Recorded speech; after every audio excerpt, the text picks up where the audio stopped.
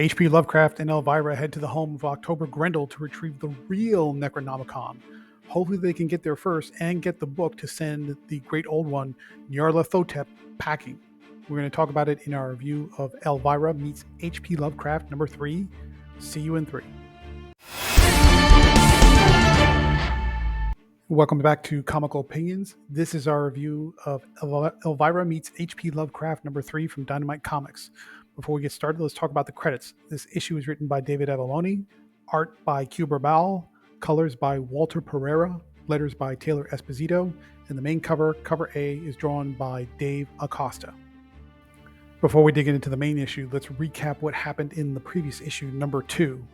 Elvira and HP went to Arkham University in Massachusetts, and they went to the famous library there at the university, Miskatonic University, to find the book, which they think is located in the back room or a secret portion of the library for the university. They get there, they find out that the librarian is not who she says she is. She's in fact the wife of a famous witch who wanted to use the book and a sacrifice to open up a dimension and gain great power and do all the things that nobody wants to be a part of. But it turns out the book is a fake, and she couldn't go through the sacrifice, and she said, okay, well, fine, I guess I can't sacrifice you today, and they parted ways. So as the issue ends, HP says, well, if it's not a Miskatonic and it's not in LA, then I know who has it. It's my old friend, and friend in air quotes, October Grendel. And that brings us to Elvira Meets H.P. Lovecraft number 3, the current issue. The issue starts off with a prologue where the 3 buffoons who are servants or acolytes of Nyarlathotep are explaining that the book that they got from Miskatonic is a fake, and the great old one is none too pleased, so he zaps himself to their location through their laptop or tablet and says, you guys are too dumb to figure this out and find the book on your own. I'm going to have to do it for you. You follow me. We're going to go figure it out together. But we're going to start by tracking down Elvira and HP because they seem to have a lead. And at the end of the last issue, something we didn't quite see, but maybe happened off panel, or just happened very quickly and you didn't really notice it, is the 3 acolytes placed a fetish doll on Elvira's car to track them as a sort of a form of homing beacon. And so now Nyarlathotep knows where they're headed. The scene shifts to HP and Elvira, who have arrived at the home of October Grendel. His house is guarded by booby traps of a sort and secret entrances and secret passageways to get in. It looks like an boarded up old abandoned house, but not quite. But HP knows how to get in. He eventually gets in, finds October Grendel up in his study, but October has been waiting for him because he sensed their power. He knew that they were coming for the book, and there is a brief confrontation in the study as they realize that October Grendel is prepared for visitors by bringing in night gaunts from the Dreamland. The night gaunts snatch up Elvira and HP, and they realize that there's no way they're going to get out of it.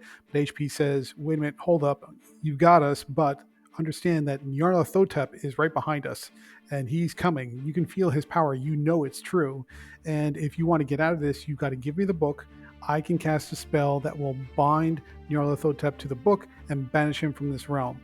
If you can't do it on your own, I know the magic to do it, but I need the book to do it. And if you don't let us go, Nyarlathotep is going to show up and he's going to waste all of us. So what do you say, big guy? You and I are not on good terms because you stole credit for a lot of my writings after I was dead. But this is your chance to make amends. This is a chance for us to survive and make things right. And begrudgingly, October agrees.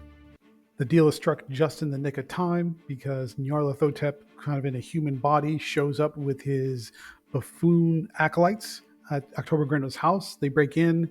The great god magically produces fiery weapons for his buffoons to fight when the night gaunts show up and start attacking as a defense mechanism for the house. And things get pretty crazy, but in the midst of the chaos and the melee, Nyarlathotep rips off his human form and assumes his real visage, which is this horrible thing of tentacles and eyes and appendages that don't make any sense.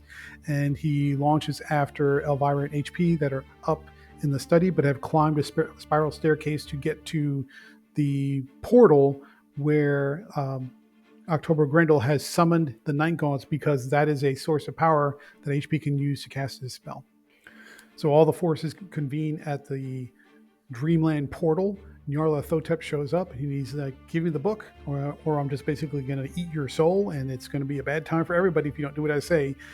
H.P. Lovecraft warns him. He says, get back, get out of here, or I'm going to cast a spell, and if I do that, you're done for. Nyarlathotep doesn't believe him. Lovecraft casts a spell, and it works. The great god is sucked into this dimensional rift, if you want to call it that, and trapped, at least forever, not forever maybe, but at least for a time period. But all is done. Hey, the series is over, right? That's the end of the issue. We're all done, right? Everybody's happy. No, not quite. There's a little bit of a twist. Of course, there's a little bit of a twist. What's the twist, you ask? Of course, HP has the book in his hands, and he summoned a magical spell that banished a great old one. Therefore, of course, HP, not being the nicest of guys in his living life, has decided that he wants to hold on to the book rather than turn it over to one of the elder gods, as was his original mission in the first place. And he's decided that he's going to be the bad guy now and get possession of the book. Elvira's having none of that. She gives him a good swift kick in the hoo-haws, and she grabs the book when he's incapacitated briefly, and she leaps through the portal, and that's where we leave it off with Elvira now in the strange, beautiful, but incredibly deadly Dreamland. So what do we like about this issue? Great pacing, great dialogue, great action. The twist at the end, I think, is the big wow moment, or the big twist that you won't see coming. It was an unexpected move, but probably not surprising given H.P. Lovecraft's reputation these days. That's not surprising at all. But at the same time, it changes the direction of the narrative. The arc is now going in a different direction. You thought Nyarlathotep, which is a pretty formidable villain to come up against, would be the big bad all the way through, and now this gives you a swerve that puts the whole thing in a different attitude, different direction, different angle, and now you can see, okay, now we're up in new territory, and Elvira is in Dreamland with the one and only Necronomicon, and where is this going to go? So this is a very surprising issue in that it changes everything you thought was going to happen and puts it in a new light. What didn't we like about this issue? Honestly, not a whole lot. I think there are just some minor nitpicks here and there. Probably the biggest one of which is it feels like Nyarlathotep, who is a great old one. He's one of the OGs, right up there with Cthulhu and Dagon and all the other H.P. Lovecraft big bads that you can imagine. Seemed like he was defeated a little too easily. Now it supports the story. It works in the narrative, and it helps to kind of move things along. But for somebody of that reputation and that particular level of power and strength, it feels like he was beat a little too easily, but we can go with it. It's a nitpick, but not too bad. Overall, otherwise, solid entry and pretty entertaining, fast-paced, energetic issue. Let's switch gears to talk about Cuberball's art. Looks great. This is one of the cleanest, prettiest, most well-executed comics that Dynamite's putting out right now. The real-life characters look like the real-life characters, but they're adapted suitably for the comic medium. The action, the pacing, the character moments, especially the facial acting, because there are some bits of dry humor in here, and part of that dry humor is executed through the way the characters are reacting facially with sneers and smirks and different like ugh reactions or ick reactions. That all has to come through the facial acting, and Cuberball nails it on the head. So generally speaking, this is a great looking comic. Final thoughts. What do we think about Elvira Meets H.P. Lovecraft number 3? Great action, surprises, well done script, well executed plot. The dialogue is great, and the twist at the end is one that you won't see coming.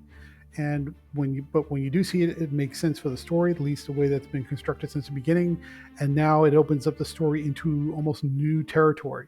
You almost feel like you're moving into a new arc, which is great surprise. And that's what you want. You want variety. You want to shake things up. You want to keep readers on their toes. And this issue does a great job of that. On the downside, just the minor nitpick, Nyarlathotep's battle seemed like it was a little too easy, a little too short, and too executed too easily. I think is just the right way to put that. But otherwise, this is a really great issue. Therefore, we're going to give Elvira Meets H.P. Lovecraft number 3 from Dynamite Comics a 9 out of 10. That's a high score, but it's a deserved score because all the piece parts are there. The technical execution is there from start to finish. You've got surprises, you've got twists, you've got energy, you've got the humor, and particularly through the art, the facial acting is spot on. And this is what you want in a comic of this sort. So it's a high score, but it's a deserved score. What do you think about Dynamite's Elvira series of miniseries or shorts, arcs? Do you like them? Do you not like them? Do you think they could be better or worse? Are you enjoying them or not? We want to know what your opinion is. Thank you very much for joining. Please like, share, comment, subscribe, hit the bell for notification. And if you like reviews just like this one, please stay tuned through the outro.